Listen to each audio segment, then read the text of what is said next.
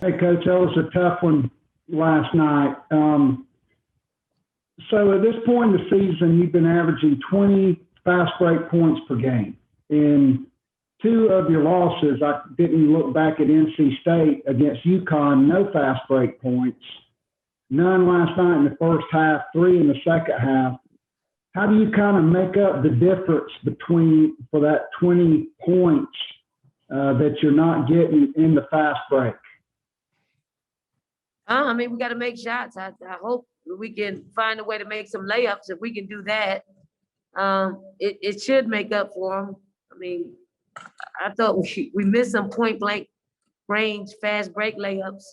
So I don't think it is us not being able to get to, get out in transition. We gotta make them pay. We're not doing that. Brandon and then Mitch.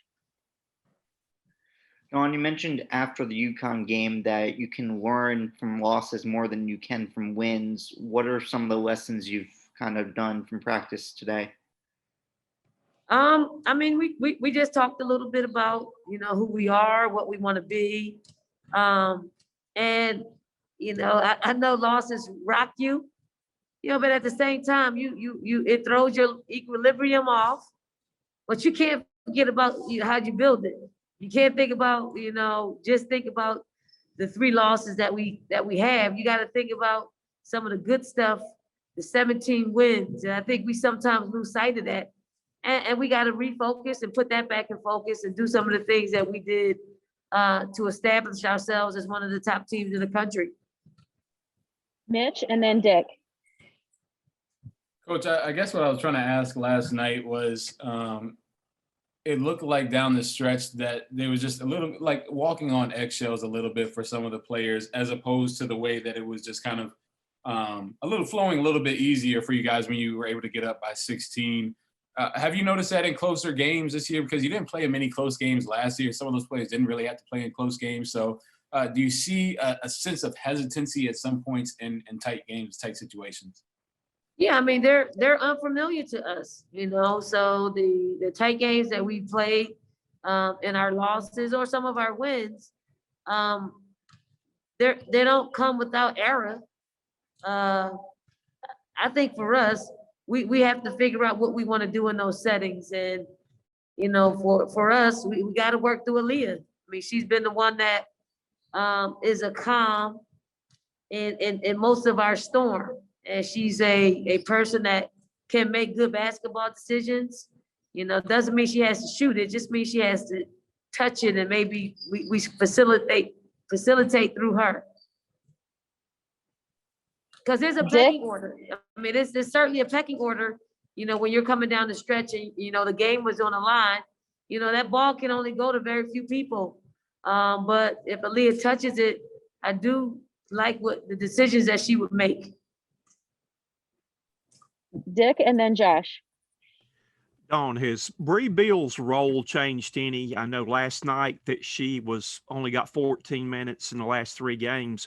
Her minutes have gone down and she hadn't really seemed in the flow with the game. And I just was curious if her role has changed in any way. No, I mean, her role doesn't change, but certainly you got to do the things that you've done to earn those minutes. I just thought, yesterday, Bree, she wasn't her best defensively. And then offensively, she got off to a quick start, but then they started sagging on her like teams had done in the past. And I just thought she wasn't making the right basketball decision at that time. And then, I thought the energy that Lily gave was pretty good, in the second quarter.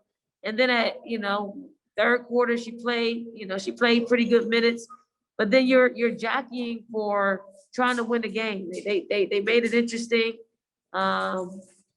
She got herself in a little bit of foul trouble by fouling Davis.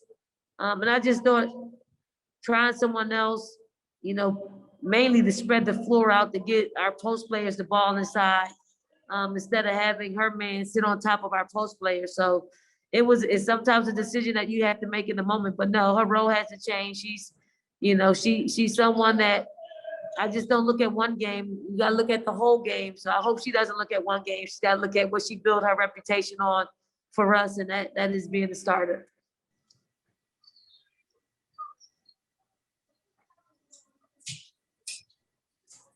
Dorothy?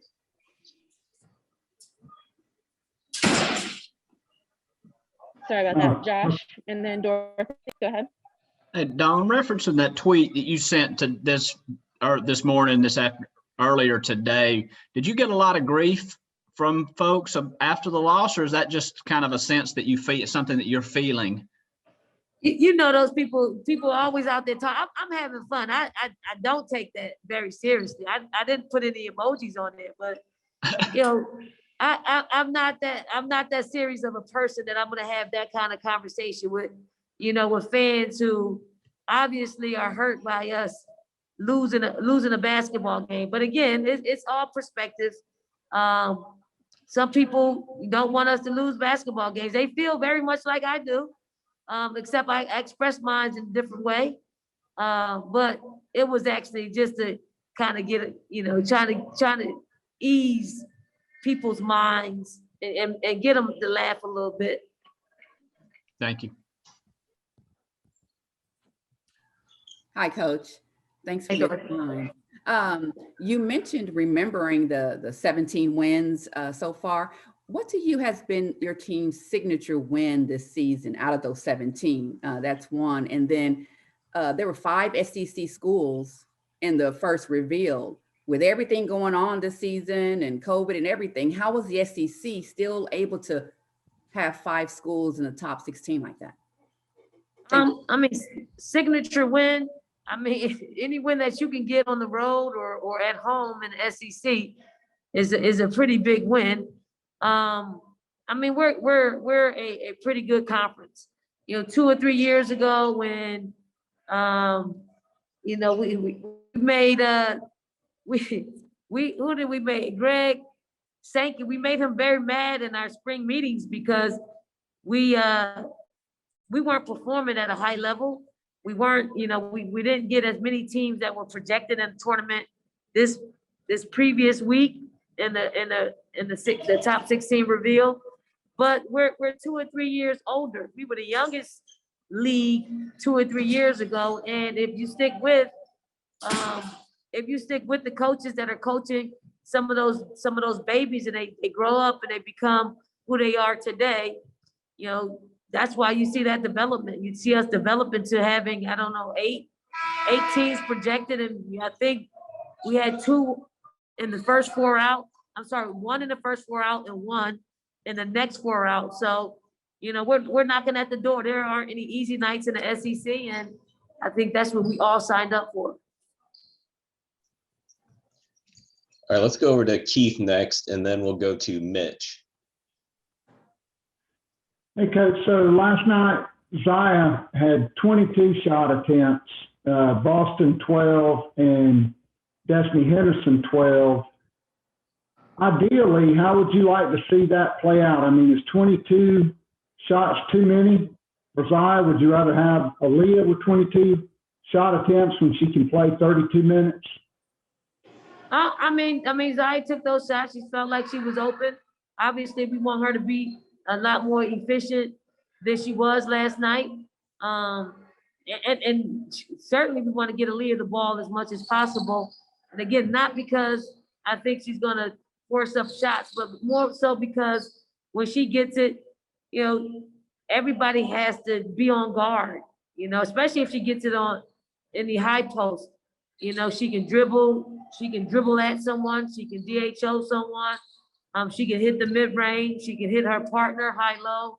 So there are a lot of options out there, and it will alleviate some of the pressure that's put on Destiny Henderson night in and night out with her playing heavy minutes. So yes, I would like to spread it out a little bit more, but if Zaya's feeling it, if Zaya makes, you know, 4 more baskets, it's still not 50%, but it's enough to give us an opportunity to win a basketball game.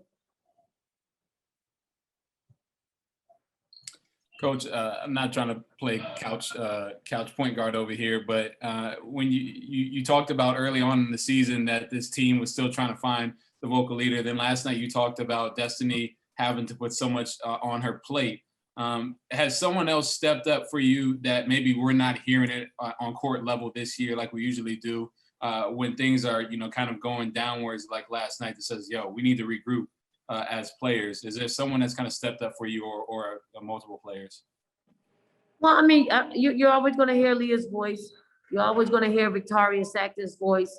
But I told them today, it's enough to hear your voice, but unless they're executing what you're saying, it's just mere words. So, I bought the point guard in myself in that, if you say something needs to get done, then you got to be more specific. If it's not getting done, like you gotta tell a player or whoever's involved in the action that's not being executed, you got to bring them to the forefront, and you got to make sure that if they're in that situation again, that they're executed. But they're young, they're young. They haven't been in these situations before, and it's our job to expose them the type of leadership that we need to be effective, and having those conversations with them like that gives them an example of what they can do, and not just say, oh, be a leader. I mean, you just tell somebody to be a leader and they don't have the they don't have the knowledge or the experience of doing it. You're going to be as frustrated as you are if you don't get the results you want. So they're developing. I like their development, and we'll get the results that we want to get.